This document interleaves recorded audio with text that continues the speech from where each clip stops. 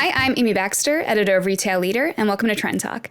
Every week on Trend Talk, we chat with an industry expert about ongoing retail trends and news. My guest this week is Lisa Johnston, senior editor of CGT, and we're doing a special episode about some of the ongoing trends that were discussed at a recent industry conference, Shop Talk. So welcome, Lisa. Thanks so much for joining me. Yeah, Amy, thanks so much for having me. Great. Well, I would love to jump into Shop Talk, which you recently got to go to in Las Vegas. And it's an industry conference that really focuses on the consumer. So tell me, what are your top takeaways from the conference? Yeah, so this was really one of the first conferences I've been back to that really felt very pre-pandemic. It felt very normal. There was a lot of energy and buzz on the show floor, which was really great. And I felt this, spilled over into the content. So one of the, as you mentioned, the conference really focuses on the consumer. And so one of the biggest trends really that you heard the most often, and this is not really earth shattering, but it was just constant hearing about putting the consumer at the center of everything. Mm-hmm. It's really become the number one priority for brands and retailers to be able to reach and serve consumers at every touch point and do it seamlessly. So this, as a result, has meant we've definitely seeing an increase in social commerce, right? We've heard a lot more brands and retailers are investing in it. Definitely heard that at Shop Talk. For many brands, social media and social commerce was, initially perceived to be a discovery channel, and it certainly is, but you're seeing more companies move beyond this and really make it a more component of their e-commerce strategies. So I think if you want to look at example, I think Elf Cosmetics is a really fantastic example of a company that's doing this. They have been a leader in experimenting in social commerce and really being quick to act. They were experimenting with TikTok back in 2019 when the platform was still, in its infancy, eons and eons ago. And they developed their Eyes, Lip, Face campaign that really pushed the brand forward. And I went on to TikTok this morning just to give a look, and their videos tagged Eyes, Lip, Face have more than 9 billion views still. So, that's really incredible. They've experimented with a Christmas album on Triller. They've had an NFT, and they're really just a great example of a company that sees tremendous value in social commerce, and it's really paying off for them. It just drives back to delivering these, consumer experiences wherever they might be.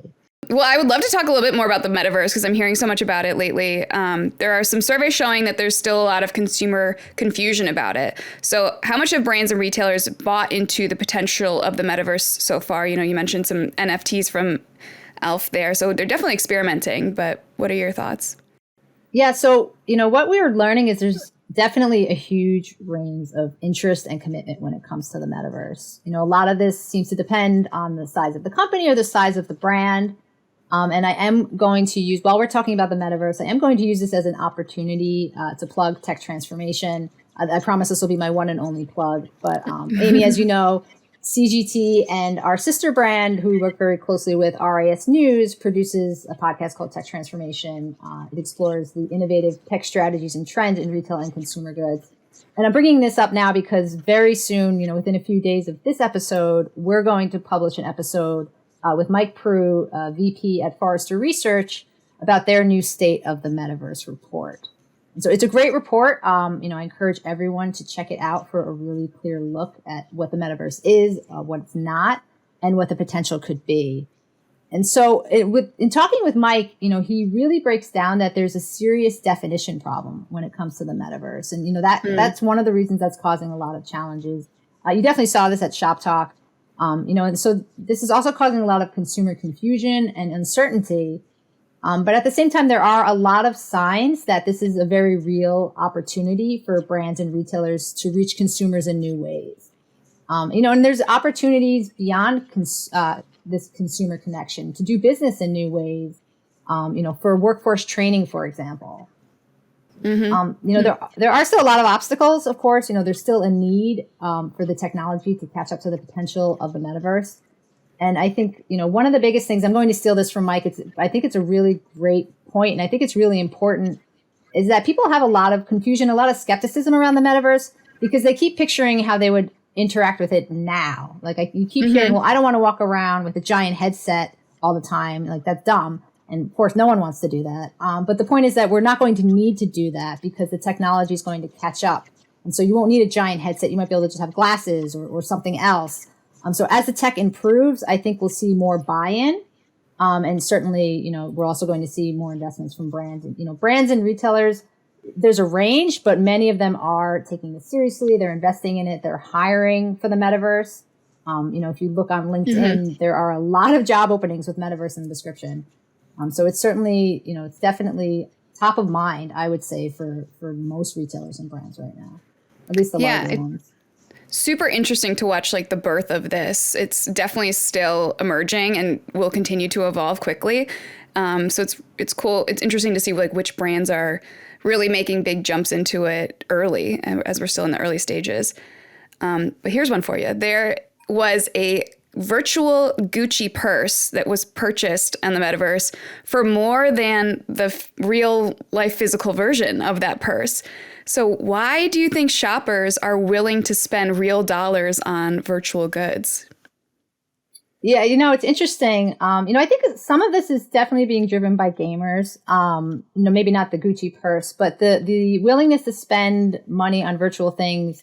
Gamers are early drivers of the metaverse experiences. They're early drivers of technology in general. So they've become accustomed to spending money to have better digital experiences.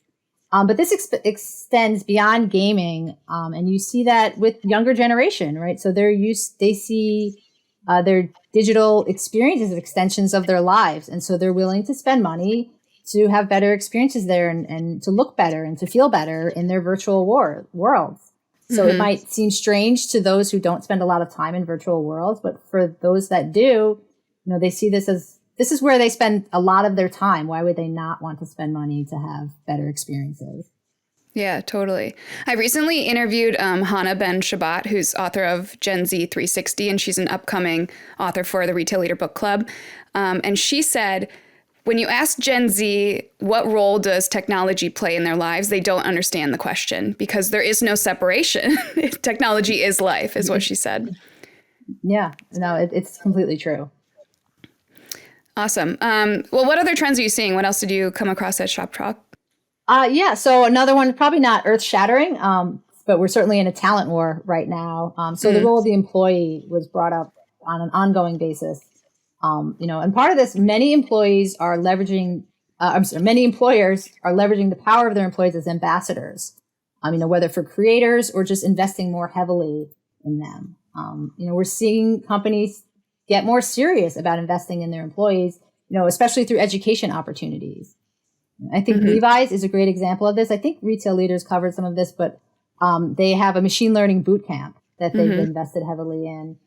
At Shop Talk, I spoke with Katya Walsh, the Chief Artificial Intelligence Officer, and she was on a panel about hiring digital talent. And so this boot camp, a lot of companies have boot camps. This one's a little different in that it's open to all employees. So there is this, there's a rigorous screening process, but all employees are able to apply. And so they've now graduated, I think it's just over 100 employees. They're set to enroll another class this spring. And it upskills them in, everything from Python and statistics, and it pulls them out of their day jobs for 8 weeks to really focus on their education and work on real life use cases. And it lets them work with people they might not have otherwise met, which is a great opportunity for them. Yeah, and totally makes sense in this labor crunch. Yeah, and it's paying off for them. That's the thing. I mean, she shared some figures with me. Half the graduates apply the skills they've learned at least a quarter of their time. And this is the associates who work in the retail stores. This isn't just employees working in Levi's corporate. So, she provided a few examples of employees that have done things. They had one student who developed a model that predicts the likelihood of equipment failure in a distribution center. This was someone who's working in a distribution center. The equipment kept breaking down. So she developed a machine learning model that could predict when it was going to break down. And then she made an app so that other people in the distribution center could also use it. So now they're able to, be more proactive about notifying the technicians when something's going to break. So these are employees solving, these real pain points. And so this helps turn these employees into, it increases employee engagement. It increases employee loyalty, and it turns these employees into ambassadors for the companies and evangelists for technology.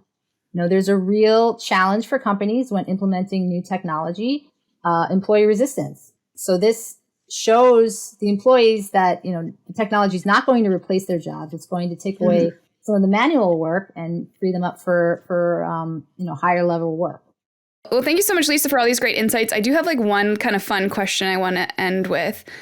And that was, if you were to make an avatar in the metaverse, would you make it in light of yourself, or would you go for a completely new persona?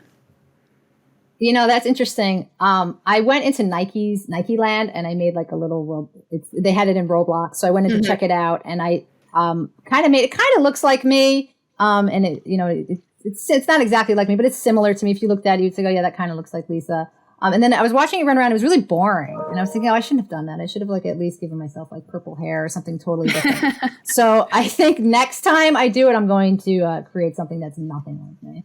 Mm-hmm. Nice. You get a different I mean, why not? Right? I already have me running around here. Might as well try something new. Yeah, cool. Well, awesome. Thanks so much, Lisa, for just giving us a little clue into Shop Talk.